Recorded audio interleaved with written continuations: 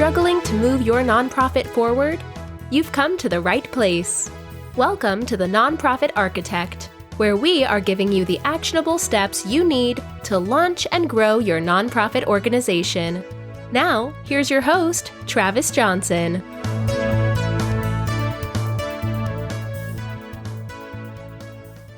Hey, welcome to the Nonprofit Architect. I'm Travis Johnson here today with Tammi Moses. If you like what you hear and you want to keep this on the air, visit us at patreon.com/nonprofitarchitect. Throw a $5 bill in there. It won't break the bank and it'll help keep this podcast on the air. Tammi, welcome. How are you today? Hi, Travis. Thanks so much for having me, and I am doing great today. Wonderful. Glad to have you. We've talked a couple of times on the internet. I love this Zoom thing. You're able to connect across time and space. We're only 10 time zones apart. I'm out in Bahrain in the Middle East, and you are in Oak Harbor, Washington. You're a Navy vet, and you run a hoarding business. Hoarding businesses? No, that's not it. Tell me about your business. So I do run a company called Homes Are for Living, and we focus on the issue of hoarding because it's largely misunderstood, and there is a lot of stigma around hoarding issues, which also involves a lot of mental health issues. I have found a need for people to be able to share their stories and talk about this. When I was growing up in the 80s, my parents had a hoarding issue. We didn't call it that. Nobody really even talked about like other people might live this way. Now I am talking about it publicly, something I never thought I would do. And I'm finding there's a lot of people that need to tell their story. And there's a lot of people that are struggling with parents that hoard, spouses that hoard, even their kids that hoard. And there's just people who need to know they aren't alone, and they need to know what they can do to help the person that hoards. And more importantly, what can they do for themselves? Because in general, you can't control other people, but you can do you. Mm-hmm. That's true. I remember encountering a hoarding situation when I was much younger, maybe 12 or 13. I went to a friend's house. I had never been invited over before. He had come to my place, and I went over there, and there was a path through the living room through all these stacks of magazines. I can't remember what magazine it was, but it was all the same magazine, and these stacks were taller than I was. It was very uncomfortable going through there. And we made it up to his room, which was very much cleaner than the rest of the house. And I was just confused as to what's going on. That's interesting because it's common to never be invited over. And the fact that he did invite you over means he trusted you enough to do that. Chances are whoever had those magazines would not allow them to be moved in any way. And the path that you're talking about, we call it a goat path, where that's like the only access point you have to get anywhere. I can relate to that because I had cousins who would tell me my room was the cleanest room in the house because I wouldn't let anybody bring their stuff in. And so how did your friend react to you being there? You know, I honestly haven't put too much thought into it, but he was just excited to have someone over because I don't imagine he had a lot of people that came over a lot of the time. But you and I connected through the Vetpreneur Tribe on Facebook, and I love the Vet Tribe. But you recently went a step further and then just the internet. You actually traveled to D.C. to the Military Influencers Conference. Can you tell me a little bit about that? It was one of those things where you think, really? I'm going to travel across the entire country to meet people that you know on social media, but you think you need to go there. Yeah, so I went. And there are people that I met that have helped me so much over the past 2 years. Social media, the joy of connecting, and I got to hug these people and talk to them and eat dinner and drink some vodka and be connected with these amazing, badass people that are in their own way, changing their world, changing their industry, showing up as big as they can. And then showing up there is like showing up even bigger. It's like bigger than life now. Right. And there was a lot of different things that were happening there. So you had a lot of options as far as walking through the vendors, going to presentations. I saw a couple pitch contests, which was really awesome because I've sent in my pitches a couple times, but then to see what the people were wanting to see, what did the judges look at? How did they score it? Seeing that real live interaction was pretty amazing. And afterwards, I was able to talk to a couple of them, and they told me their experience. I talked to the founder of Street Shares, and we chatted a little bit. And he's like, "You got to see what it's like now, and so as you improve your own pitches, now you know. Now you have a better idea because you saw that real in-person interaction." And on the last day, we had the Vetpreneur Accelerator with Stephen Kuhn and Lane Balone. They had really pulled this all together, and they had amazing people come in there and go around and talk to us at our different, where we're at. What are you struggling with? We had an attorney. We had Trish Lito was there talking about her 5-minute lives. Love Trish. I love Trish. She keeps just doing it. The unicorn breeder. I love that. In fact, I have a little unicorn headband that I have worn on a couple of my lives because I love that idea. In fact, at Military Influencer Conference, I tend to have to go take a break. I need like quiet and outside. And so I found they had a little grocery store like in the lobby of the Hilton, which was great because you could go get your little snack and go somewhere. And I was talking to the cashier and she's like, "Oh, there's this great little spot outside." I'm like, "You just saved my life. I need some time to just process." And in that time frame, Trish and then Donald Dotson from Dotson Designs, we got to sit outside and have our little chat and connect quietly. And it was really great to have that quiet connecting point. And I met another gal there as well. And they were like, "Well, where are you at?" And I'm like, "Oh, I'm out on this patio under the orange umbrellas." And so people were like coming to talk to me. I was like being lazy, had my shoes off,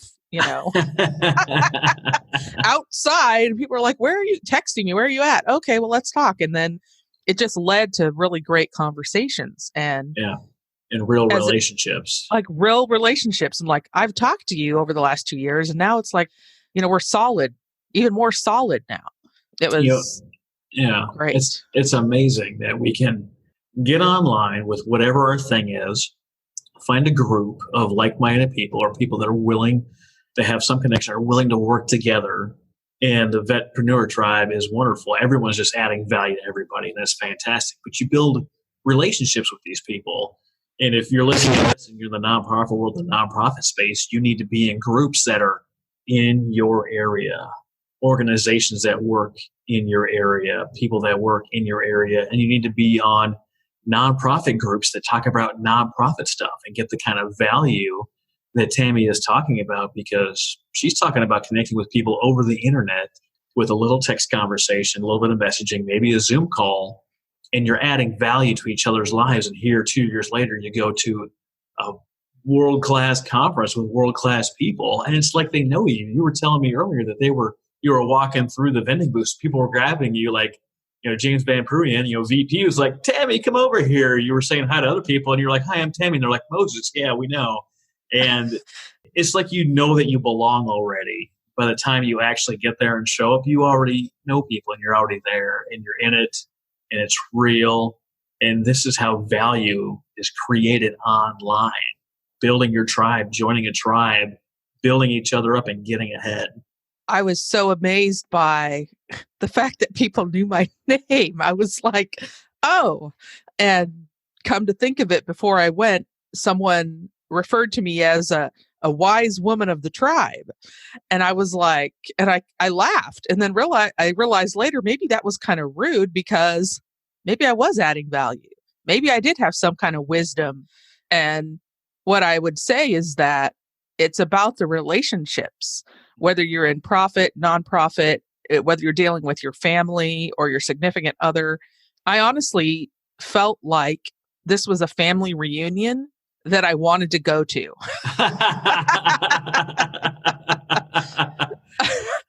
And that journey my phone died. And I left my house with no phone the day that I was going to MIC, to Military Influencer Conference. And I was like, I was just doing an update, the update didn't killed my phone. Mm-hmm. So I'm traveling, no phone. I brought my laptop, thankfully, and I could connect. But you're traveling by yourself across the country. I'm traveling by myself across the country. My boyfriend's with no phone. My boyfriend's off hunting with our 2 dogs, or his and mine. And I have no way to contact him to say, hey, I'm alive. If you're texting me, I'm alive. I just don't have a phone. So anyhow, I end up having to talk to Facebook message my neighbor and say, could you please let my boyfriend know that I'm okay, but my phone died. And when I get there, I'll figure it out. Well, Which I did. How brave is that? That's brave. It felt very 92 because everybody's in their phone. Everybody's got their little message alerts. And I'm like blind, basically. And I was in Phoenix and how do you find a payphone in this day and age? Seriously. There isn't one. Nope. It's in the museum. Yes, you can see where they used to be because they cover it over and they paint it and look pretty. But that used to be a phone. And anyway, so I finally got to DC and I was staying at Airbnb. I was experimenting. I wanted to see, how do other people do Airbnb? Before you launched yours, which we did today. Which we finally did. Yes. And thanks to Travis now. And I got there. I opened up my laptop. The Airbnb host said, hey, I don't have anybody checking out. You can check in whenever you want. And I was like, fantastic. Perfect. Didn't know where I was going. Hopped on the metro with my suitcase. I wanted to experience it that way. No phone, no Uber. So no Airbnb messaging either. No, right. Yeah. But when I got there, I opened up my laptop because I had Wi-Fi at the airport. And I got there like 6 a.m. So I had time to kill, basically. Mm-hmm. I didn't want to be messaging my Airbnb host at 6 a.m. Well, it's like 9 a.m. over there. Yeah, but it was 6 a.m. their time when I got there. Oh. So it was like 3 a.m. my time. And I hadn't slept. Airplane sleep. That's not really sleep. Yeah. Anyway, I got to my metro stop. There was Dunkin' Donuts. I'm like, oh, thank God, coffee. So I went in and had coffee and there was nowhere to sit except for this older gentleman eating his donuts. And I said, do you mind if I sit here? He's like, go ahead. And he's wearing a fedora hat. Mm. And that comes into play later. I met someone else wearing a hat like that. And then my 4-year-old nephew had a hat like that too. So that showed up 3 different times. Anyway, I dragged my suitcase for a while, got very close to the hotel. And finally I found a cab and I'm like, look, can you just take me to my Airbnb? And he did. And he's like, I've been waiting here for 2 hours for a fare. And he took me 5 minutes away. So I basically paid him his fare and the tip the same. I paid him as much as I possibly could for taking me that short way. Anyway, I got to my Airbnb, got all logged in, settled. And then I got on Facebook chat and I said, hi, people that are here in DC for this conference. Can anybody take me to Walmart to get a phone? Oh, no. Because I figured out where Walmart was, but I'm like, now I have to get on the metro. I have to figure it out, blah, blah, blah. In a few minutes, I had someone say, I can do that. I can help you.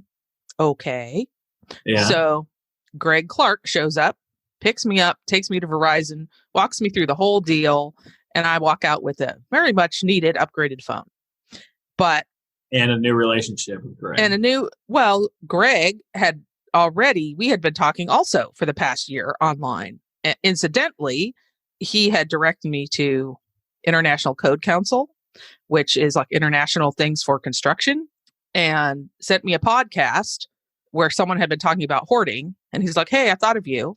And next month, I actually have a speaking a presentation for the Northwest chapter for International Code Council.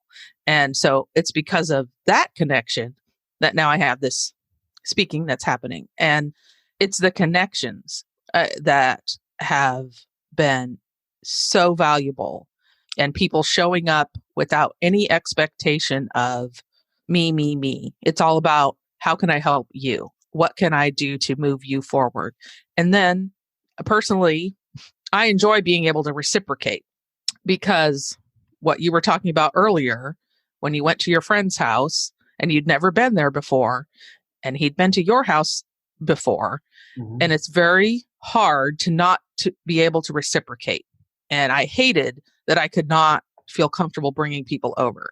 And so for me now, I find that I really want to reciprocate when I can. And I know that it's part of that spilling over from always feeling inferior to not being able to do that as a kid. And I have very generous people in my life, even in that time frame as a kid, who would let me stay over, let me, come over, and never really said, well, how come you never let us come over?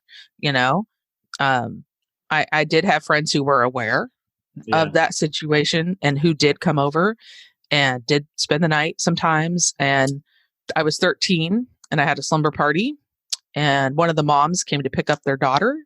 And when she walked in, she was wearing nice clothes, and she's walking into this house without subfloor or any, subfloor. She knocked it over. Egg cartons were there in a pile, and she knocked them over. And I was like, I'm never inviting people over again. And I really stopped at that point, like trying to engage and have people in the home. It's tough. One thing to live in, but one thing when you're older and you talk about this reciprocation thing, I talk to a lot of people that are givers.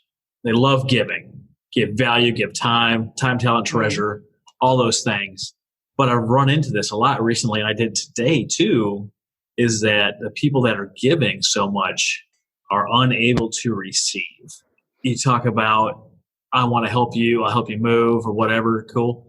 Well, yeah, man, just let me know if you need anything. You're like, oh, cool, because I'm never going to ask anything of you.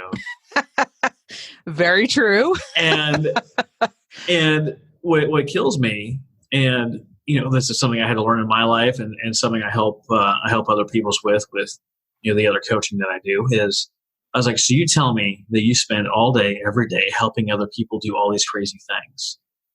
You're blessing all these people. And they're like, well, yeah, but you will not allow someone else to bless you. And they're like, well, when you say it that way, what I have to say, and we're not really on the topic of nonprofit stuff, and that's fine, but you have to allow people to be able to bless you because you're worth blessing. Let me say that again. You have to allow people to bless you because you are worth blessing. It's not just to give. Is it better to give than to receive? Yeah. But man, receiving's not bad either, let me tell you. Receiving is not bad either. It is not bad. And that's the thing, is by allowing people to give to you, you are blessing them. Exactly. And that has been something I have had to learn. That, yes, I am valuable. I am providing something of value. And there are people that recognize that. And I need to quit trying to push it away. I need to say, okay, I will let this happen and just relax. Absolutely. One of our mutual acquaintances is Stephen Kuhn, and I believe he kind of runs the Vetpreneur Tribe, and he's a wonderful man. And if he's listening, Stephen, we all love you. And yes, indeed. We're glad to have you in our lives. But one of the things that he talks about all the time is creating space. And the only goal in that creating space is just to give value. There's no expectation. There's no ask if you're in the nonprofit space. There's no ask for money. You're just being with the people. It could be clients, donors, whomever, and you're there. Show up, show love and appreciation, and say, how can I help you today? And provide that value with no expectation of reciprocation, with none of those things. Be there, be present, and see what happens. And if you can do that, whether you're in the business space or in the nonprofit space or in your personal life or whatever that looks like for you, you are going to find these amazing doors that open up, doors that you didn't even know existed, that have nothing to do with receiving, but might be an avenue to that next thing or that next donor or that next person. I talked to a friend of mine here recently. They shared a video, and in there, it talks about, and this is nonprofit stuff again, right? You're asking this big donor for money, and they say, no, I can't right now. And it could be they don't have it, or they have it allocated, or they have it allocated over for the next few months or whatever, but they like your organization. And then there's a follow-up question that comes. And then, would you be willing to share an email with your email list? Would you be willing to promote the thing that you do love about what we're talking about, even though you can't, support me financially today? Would you be willing to share my message with your email list? And I tell you what, that can be more valuable than even the dollars that they give you. Some of these people out there have extensive email lists, and if you're not familiar with building email lists and sending out mailers, some people have 50, some people have 100. Some people have 500, 1,000, 10,000, 100,000, 200,000 people on their email list. And when you get a buy-in from a person that has 200,000 people on their email list, if you connect with 1% of those people, it is a great day to interact with 2,000 of their closest friends that understand their message, and you're getting that person's stamp of approval. You're getting that person's buy-off and buy-in, and that access to their audience is way more valuable than any simple check that they could possibly write. Well, and I think sometimes we confuse value with money. And value comes in many forms, whether it's that connection, that email list, someone willing to share your message. And if you are able to just show up and provide value, whatever that looks like, it's amazing. It's a game changer to just be present and listen to what the needs are.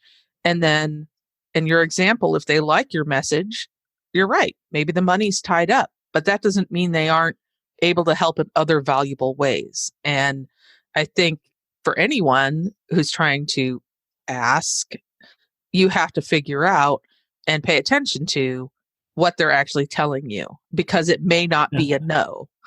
It might just be a not right now, or let me see what other way I could help you do this.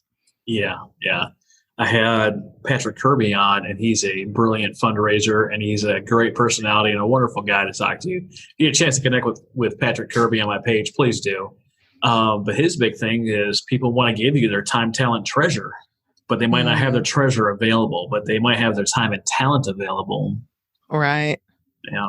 I talked to someone new. I talked to my new friend Gray at Athena Owl, and it is a UAV cinematography thing that he does, documentary style films for nonprofits. And I hope to have him on the show soon. Wow. And it's really cool. But he might not have treasure for you, but he might have time, and he might use his talent to really impact your nonprofit and something of that nature. But it's so amazing. I know we talked a little bit before we kicked the show off, and you talked about planting seeds. And I know growing up in northern Minnesota, it's real big, farming area. Every state's got their farming area, right? But you have farmers that are trying to produce their product, their yield, their crop, and they sow seed. And for some people that aren't familiar, some of these larger farms, they're sowing $2.5 million worth of seed into the soil. It's $2 million down payment on the hope of a future harvest. And I know that is not a small farm, and it's not a medium-sized farm. Those are some of the bigger farms, and they have the money. But $2 million is gone, and they're sowing seed with the hope of the sunshine and the rain and the decent weather. So at the end of the year, they might collect that harvest. But you were talking about sowing seeds in a different way with relationships. I think that it's very valuable to build relationships, and a lot of those relationships have nothing to do with anything I do in my business or industry. It has nothing to do with that. It has to do with how are we connecting? And it could be in so many different ways. And I've had conversations where I'm like talking about branding, and someone will come in and say, oh, here's a color wheel. Here's what these colors means. You should think about that. Oh, look at that. Awesome artist people helping me out, telling me, and I've been able to come back and say, oh, you're organizing your workspace. Here's some things you could potentially do for that to make it, like, if you have mobility issues, make it user-friendly for you. Somebody else might come into your workspace and go, why is this here? It doesn't matter. It works for you. And so organize your space so that it works for you. Mm-hmm. And what's been that amazing part to me is I didn't say, can someone please help me do colors and branding? I just would say, hey, I'm trying to figure this out. What do you think? And someone would come in and say, oh, here, try this or do this. And it's because the relationships have been built. It's because the seeds have been planted along the way. And I love your analogy of planting hope. You are doing $2.5 million of planting with the expectation somewhere down the road that at least hopefully you'll make it back. Yeah. You may not profit, but you may at least be able to make it back. And you never know what's going to happen with snow and rain and locusts and who knows what when you're farming. The 7 plagues. And the 7 plagues. I mean, my grandpa is actually from northern Minnesota. Big Fork is where he was from. That's where my dad was actually born. And so my other grandpa's from Iowa, and they had cattle. And so I really key into that farming background. And I feel like that's often what we're doing in our lives, in our business and our nonprofit is we have an idea, we have this little seed and we plant it and we water it and we hope it will grow and produce something, but you don't really know what that's going to be until it's already been through the rain and the snow and all of a sudden, oh, look, it's sprouting. That seed I planted, there actually might be something worthwhile coming out of that, but you may not see it for several years, right. In business right. or in nonprofit, or if you're going to college, or if you're working towards some goal, it's all those little steps. And if you reverse engineer that and think, if I hadn't planted the seed, I wouldn't have this now.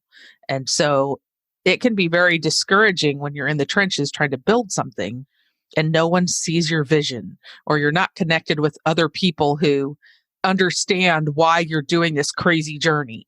And once you start making those connections, even if you're on totally different industries and doing totally different things, there's still this spark. There's still this camaraderie. There's still this, that's awesome what you're doing. How can I support that? I maybe don't have money. I don't have the treasure, but I do have time, and I can share your things, and I can connect you with other people. And I think it's very valuable to become a connector in your respective communities, because all of a sudden you can start pulling people together and say, hey, this person does IT work on the East Coast. I know I could refer them.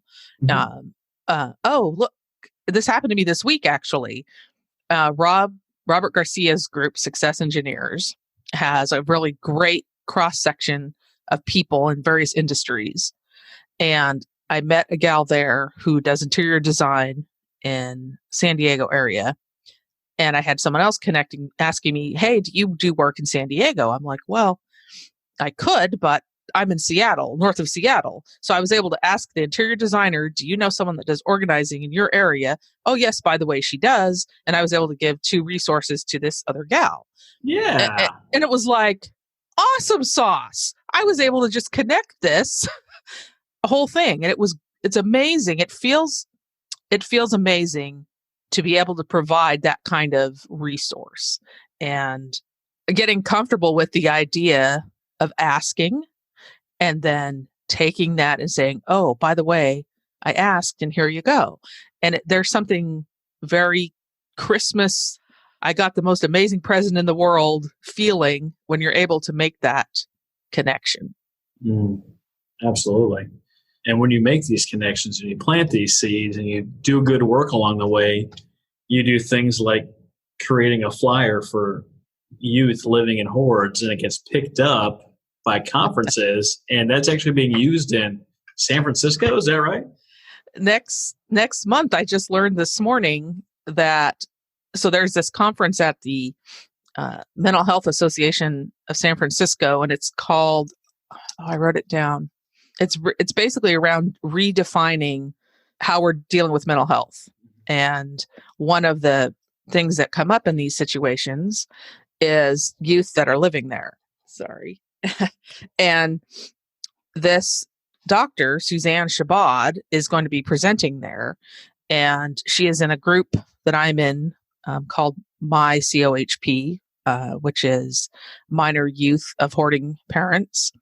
And we've been creating some resources as a subgroup of children of hoarders. And we've been creating resources for minors. And it's very exciting that she's going to be at this conference talking about that. And she was said, "Oh, Tammy, by the way, I love your flyer and I'm taking that too." Yes. I'm like, yes. And that's a seed. 2 years ago, I made that, realizing my own experiences might help someone else. And I mean, there are simple things you could do if you suspect a kid is having a problem. And it's not just specific, it's specific to hoarding, but we are dealing with homelessness. We all have families living in cars. They don't have anywhere to do their homework. They might have to take a shower at the pool.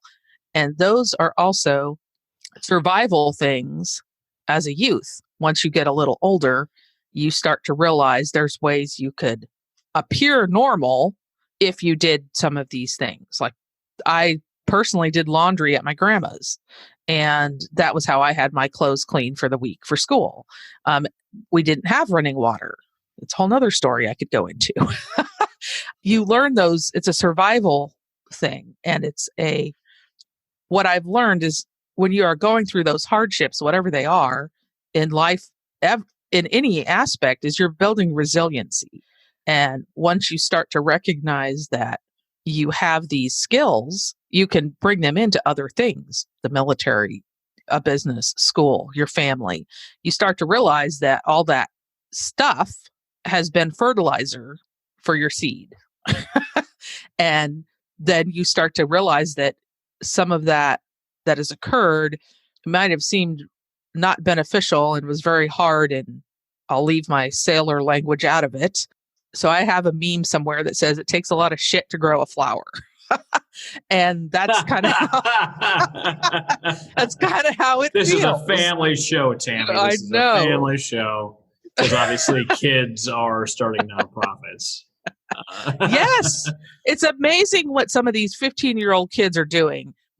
They see a need. I saw a kid who started his own bakery and made cupcakes. And for every cupcake that he sells, he gives one to someone that's homeless. And he's 15 and he's already got this giving spirit, that he has picked up from somewhere. And I wish I knew a name. I don't know a name, but I saw it yesterday, I was like, you were supposed to study for this. I know. Had like a reading list, a whole line of questions. You got to come prepared to these things. I know. You really think I would be more prepared. My goodness. We were busy getting your Airbnb online, and that's okay. But so where do you see your business in the next 5 years? What's your vision for the future?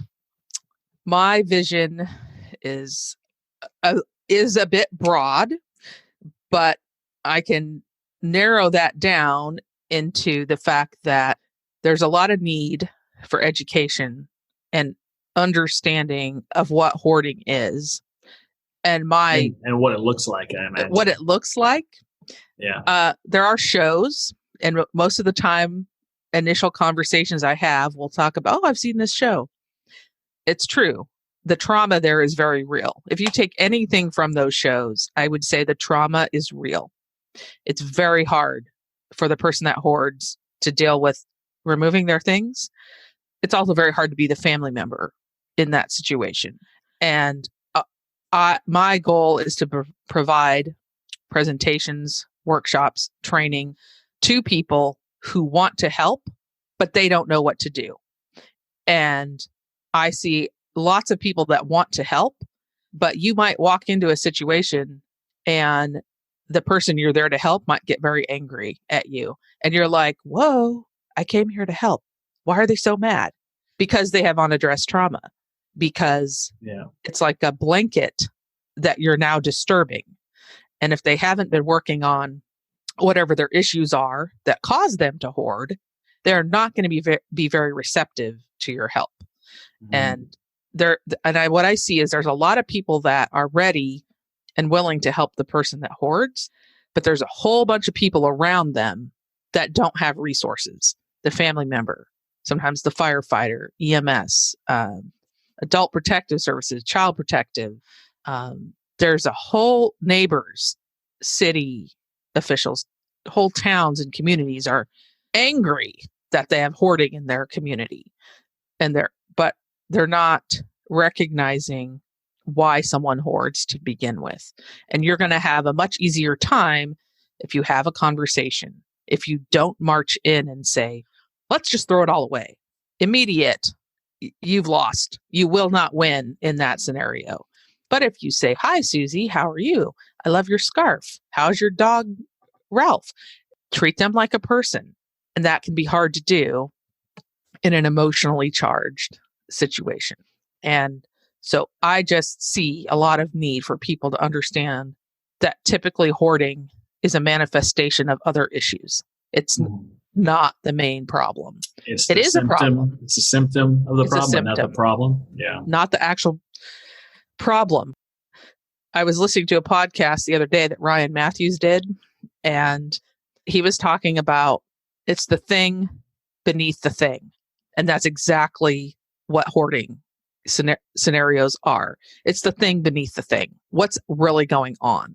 And until you key into that, you will get so much resistance. You will probably say, I give up, which, by the way, is a lot of the reasons why families aren't involved. They've already tried everything they know and they walk away. And that isolates that person that hoards even more. Mm-hmm. So what can me or my team or my listeners or my network do to help you? And it's interesting because I just did compile a kind of an overview of all the things I'm working on. And I'm like, wow, I need a team. I'm never going to get there on my own. And that's a good realization, actually, for anyone. If you have a grand vision, you have to recognize you aren't going to get there alone. Quit lone wolfing it.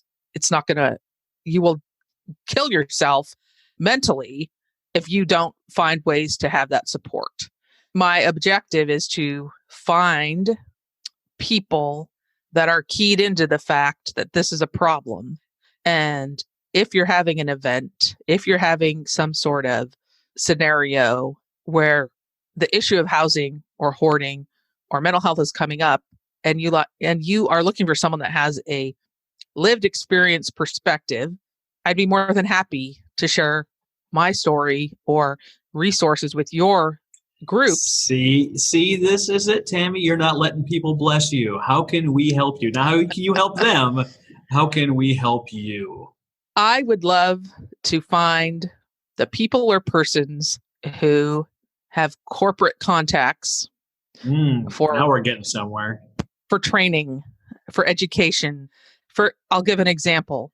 We have HUD, Housing and Urban Development, and they maintain a lot of properties throughout our country. Mm-hmm. And they have tenants that hoard. They don't know what to do. They have tried everything, up probably to eviction, to get this person out, yet nothing's effective. They do repeated cleanouts. It's costing them a lot of money to do that. Mm-hmm. So what if we did it different? What if we didn't find the person? What if we said, John, you're a great tenant, except you have too much stuff. So here's how we're going to fix this. Let's work together so that you can retain your housing, but get your space to a safe level of stuff. Have checkpoints. Don't just say we're coming back in 90 days, because I guarantee you they're going to start at day 89 at midnight trying to address some piece of it. So you need to have checkpoints. You need to have ways to measure success. And I see a lot of need for entities like that to have better ways to address their tenants that hoard. So you have then a written out formula or game plan to help address these things, or someone could download from your website to help them. Yes, to help them understand how they could do it a little better. And real estate folks are very keyed into this issue because they might be trying to sell a property and the property next door is horrible. And so they're showing maybe this gorgeous home to their client, and the client looks over the fence and is like, nope, not living there. So there are ways you could start the conversation with that neighbor if you chose to. But how is that My Network helping, Tammi? I would say connecting with people who are trying to solve housing issues.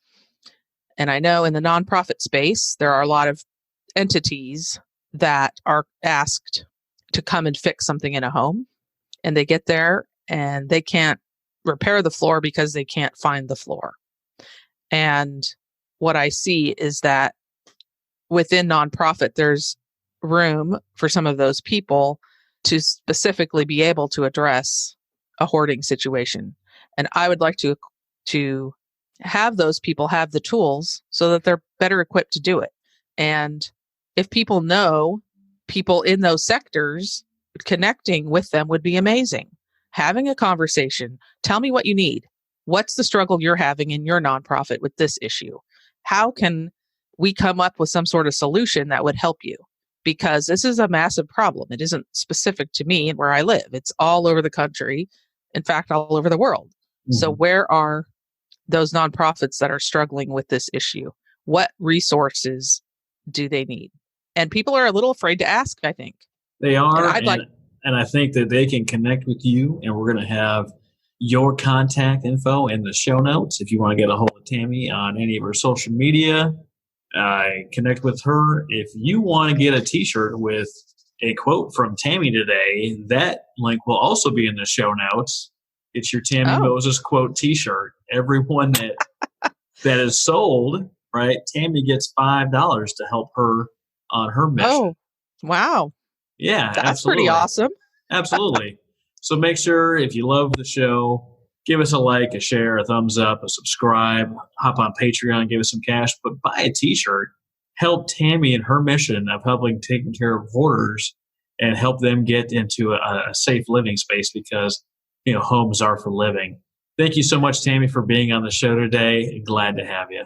Thanks so much, Travis. I really enjoyed it. You've been listening to The Nonprofit Architect. To listen to all our past shows, visit http://nonprofitarchitect.org. And be sure to subscribe, rate, and review our show. Thank you.